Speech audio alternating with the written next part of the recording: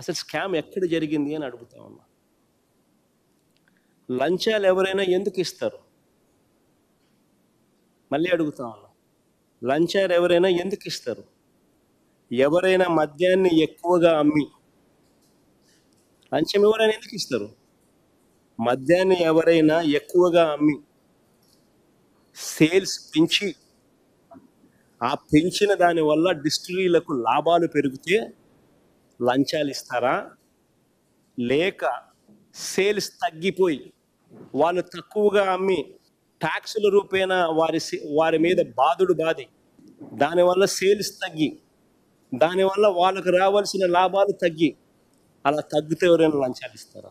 ఈ టేబుల్ను ఒక 10 నిమిషాలు అట్టే పెడతా, 5 నిమిషాలు పెడతా. ఒకసారి అందరు చూడండి టేబుల్ను. 2018 నుంచి 2019 మధ్య చంద్రబాబు చివరి సంవత్సరం ఒకసారి గమనిస్తే 3,84,00,00,000 కోట్ల 3.84 కోట్ల కేసులు లిక్కర్ అమ్మకాలు జరిగితే బేర్ అమ్మకాలు 2.77 కోట్ల కేసులు.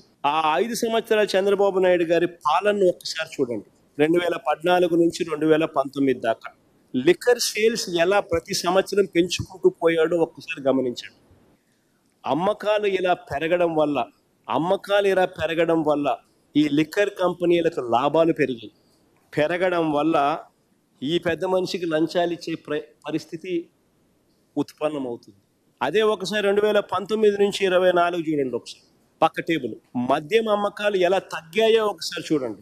మామూలుగా ప్రతి సంవత్సరం చంద్రబాబు నాయుడు గారి హయాంలో ప్రతి సంవత్సరం ఇంతకు ముందు సంవత్సరం కన్నా 15% పెరుగుతూ పోతూ ఉంటే వైఎస్ఆర్సీపీ హయాంలో ఆయన చివరి సంవత్సరంలో ఉన్న లిక్కర్ కూడా వైఎస్ఆర్సీపీ చివరి సంవత్సరంలో కూడా లేదు.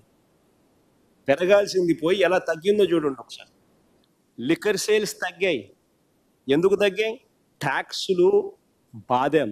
లిక్కర్ కంపెనీలకు లాభాలు ఇవ్వలేదు, లిక్కర్ కంపెనీలకు లాభాలు రాలేదు, గవర్నమెంట్కి ఆదాయం పెరిగింది. లిక్కర్ సేల్స్ ఎందుకు తగ్గాయి?